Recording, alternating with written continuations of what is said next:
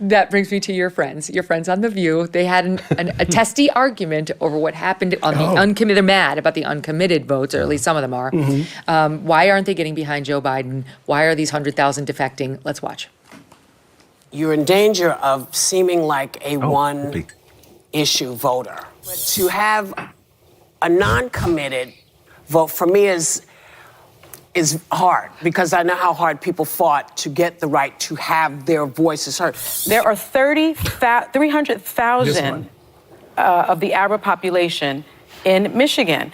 And Trump carried Michigan in 2016 by about 11,000 votes. They are telling you this issue matters. Hear us. The suffering in Gaza is first and foremost due to Hamas. But there is suffering. There is suffering. But my point here is Biden heard everyone. He gets it. The thing he's doing is not reverse electing himself by saying, what do you want? I'm going to go do that. Some of it is, I know what's right here, and I'm going to stand true to that, even in an election year. If he does not get Michigan because of this, then those protesters will get Trump. There are women that vote single issue. There are evangelicals that vote single issue. And we kvetch at them every time. There are African Americans that vote single issue. So this is no different. Okay. So that was actually kind of good. So it wasn't bad. Then they had the Sarah Haynes trying to do the more conservative take on it. But you tell me whether it's a wise move for Joe Biden to change his Israel policy because of what happened in Michigan. That is the most significant part of this. It's not like the harbinger, what's going to happen in the election, how important are these votes. What matters is the way that the Biden administration, I think it has been even before the vote and now afterwards, is internalizing that. They are worried stiff about young voters. If you look at public opinion polls, attitudes towards Israel and Gaza and Mideast policy, it is the 18 to 29-year-olds are here and the entire rest of the country is over here in an opposite place. There's like something like half of that young electorate thinks like a fundamental problem is that Israel exists. That's not an exaggeration. It's weird. It's like so strong. They primarily identify with the Palestinians as opposed to Israelis. Americans are not like that. The rest of them who are not 18 to 29 don't tend to think that way. So because the youth vote has been since Obama, such a reliable turnout for Democrats and so overwhelmingly Democratic, which it really wasn't until Obama. I'm doing a Trump here. That's normal.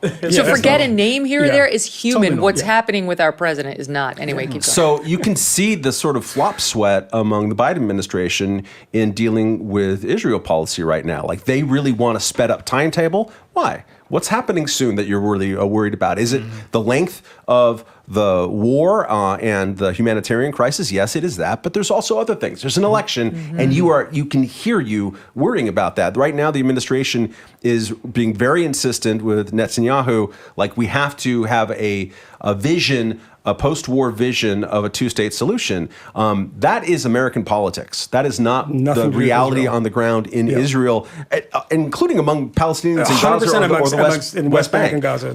There isn't it's dead. The two-state solution. There isn't. I mean, the people who are the most in favor of the two-state solution in Israel will say that it's dead, and they don't want a two-state solution right now. What Israelis want right now is to get the hostages back primarily, but also after they get the hostages back is to never feel that sense of insecurity ever again.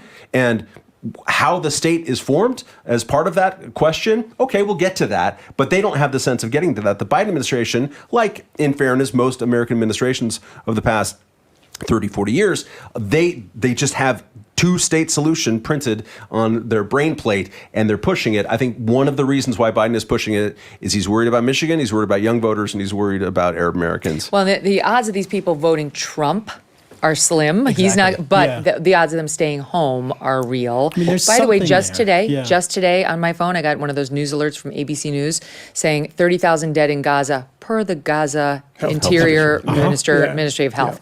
They're still citing them after humiliating themselves with that hospital bombing. Like, still, we've learned not to trust this organization. There was a number of people that very tragically died today in a swarm of Gazan civilians on an aid convoy.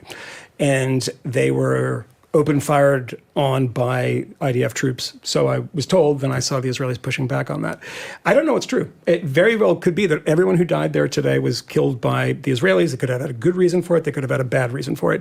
But to see the media again this morning, and I listened to it on NPR and various other sources, just going directly into it again. Yep. And while citing the Gaza Ministry of Health, which of course has no interest in maximizing its casualties. Like, look, Zelensky, and I'm, unlike a lot of people that I think listen to our podcast, I'm a pretty strong supporter of the Ukrainians. And when they said 30,000, 33,000 dead, it's like, that's a fraction of what it is. I know he's lying too. Mm-hmm. I know the Russians are lying too. Mm-hmm. Everybody lies about this stuff. But I have had people tell me, academics, one very famous academic actually in this said, I believe everything that they say. Rashid Khalidi from Columbia. I believe that I know the people there. You don't know them. I know them personally. They wouldn't lie about this stuff. How they get the hospital bombing so wrong. This is what, yes. I mean, like this kind of stuff. And look, as this relates to the Democratic Party, I mean, it was, I don't remember what the exact number was, a pretty low turnout for Democrats in Michigan. So that's also something to consider too. But if you're going to rest American foreign policy, an American foreign policy, which has been a very steady American foreign policy since 1948, on potentially losing this small segment of people in Virginia, you deserve to lose. You should not be, trying to speed up a solution. You try to speed up a solution because you want those hostages to come out alive. Mm-hmm. And look, nobody wants any civilians there to die. I certainly hope they don't. But the political calculations here and talking about them always feels very gross to me. And you know what the worst is, Joe Biden he's on Team Israel. I really believe he is. He is. He's just saying these latest things about they've gone too far to appease his staff. With cyber attacks on the rise, protecting your data security is more important than ever. So why is Congress considering a bill that could put your credit card data at greater risk of being hacked and exposed to foreign networks? Our advertiser, the Electronic Payments Coalition, says the Durbin-Marshall credit card bill shifts billions in consumer spending to less secure payment networks, all so that corporate megastores can make bigger profits. Find out more about the issue at electronicpaymentscoalition.org and decide for yourself if you would like to tell your senators to oppose the Durbin-Marshall credit card bill. Hey, thanks so much for watching. If you like what you just saw, hit the subscribe button for more clips and full episodes.